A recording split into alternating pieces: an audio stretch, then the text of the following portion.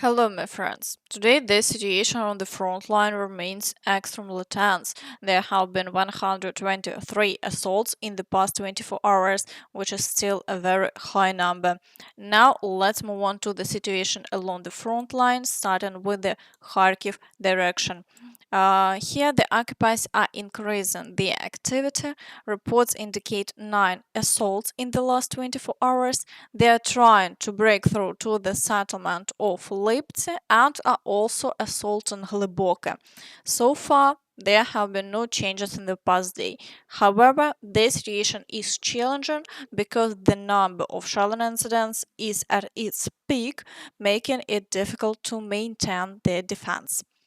In Vovchansk, the fighting continues as well, but here the Ukrainian forces are conducting counterattacks and the Russians have made no advances, only more losses for them.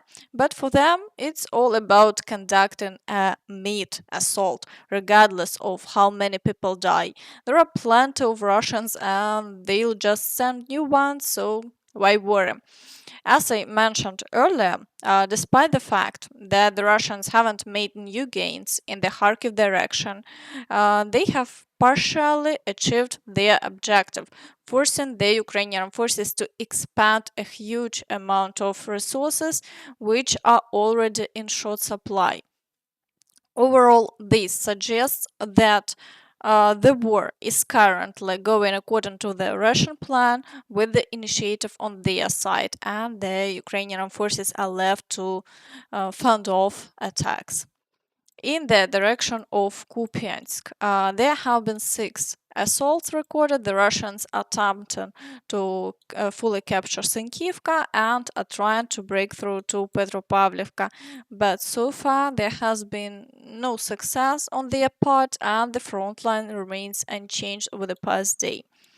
In the Svatov direction, battles for Stelmachivka are ongoing with 4 assaults in the past 24 hours, all of which have been unsuccessful. Further south, fighting continues for Makivka and Grekivka. After the Russians managed to get close to the village of Makivka, the situation has certainly worsened. However, they have still not been able to capture the village. The Ukrainian forces are successfully repelling all attacks. In the direction of Crimea, battles are ongoing for Nevsky, Terne, and Torske. Over the past day, more than 10 assaults have been recorded. Despite the significant activity, the Russians haven't achieved any success in this area, just like before. In the Siversk direction, the occupiers conducted 4 attacks near Spirne and Vyimka. Their activity has decreased as they are currently pulling up reserves and preparing for new, more powerful offensive actions. There have been no official changes over the past day. However, the Ukrainian forces report that the Russians have captured Spirne, and today Russian telegram channels showed their flag on one of the buildings in the village of Spirne. According to the Minister of Defense, the settlement was liberated by the 123rd Motorized Rifle Brigade as part of the Southern Military Group. During the special military operation, the village changed hands several times, leaving no intact houses. Overall, the situation is deteriorating once again. The estimated Russian advance here is another 400 meters. In the direction of Chasiv Yar, 9 assaults have been recorded. The occupiers are launching attacks on Kalinivka and attempting to break through further into Chasiv Yar. Battles for Ivanivska, Klishivka, and Andriivka are also ongoing. It's evident that after successfully advancing to the outskirts of Chasiv Yar, the Russians have become more active in trying to break through the Ukrainian forces' defenses and achieve their objectives. However, there have been no new changes along the front line over the past day, and the intense fighting continues. In the Toretsk direction, 11 assaults have been recorded. The occupiers are continuing their attacks on Toretsk, Zalizne, Pivnichne, and New York. Nearly every direction has experienced position losses.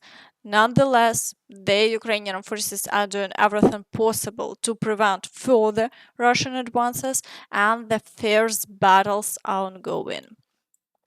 In the Pokrovsk direction, the intensity remains high, with 41 assaults recorded in a single day. The occupiers persist in expanding their territory near Ocheretine and attempting to push through to the highway.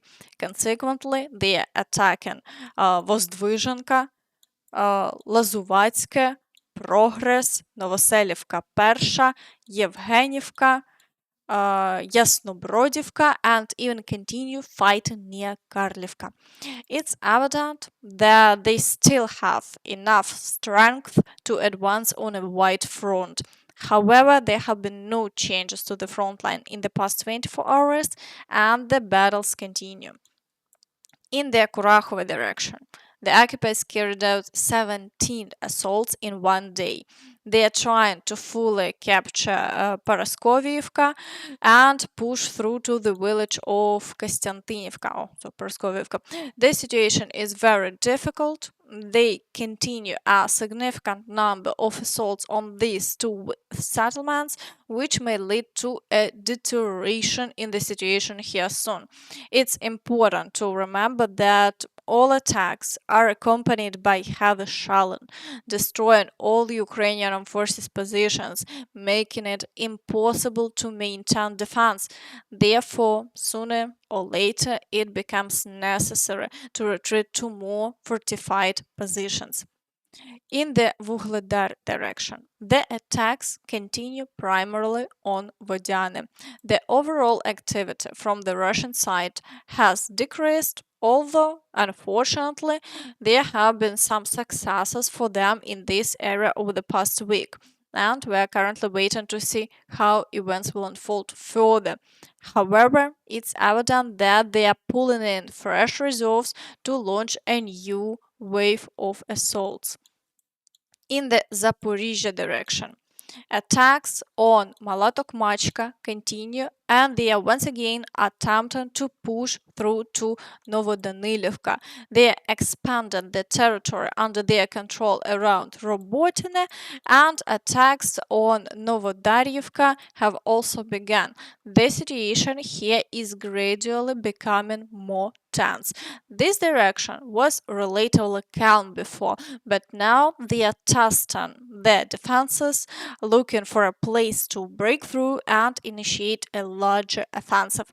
Many experts are talking about this today, as it has been observed that the Russians are continuing to concentrate manpower and equipment in this direction.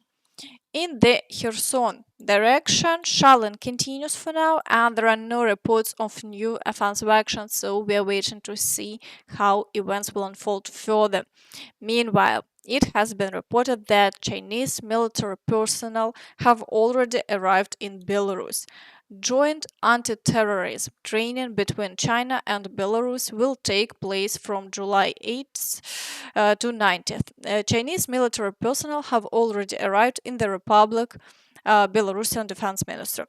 It appears that various types of training in Belarus are ongoing without interruption. Chinese military personnel have even been involved. Everyone is preparing for a more global conflict. And that's all from me. So please don't forget to like this video, subscribe to the channel, and hit the notification bell to stay updated on all the latest news.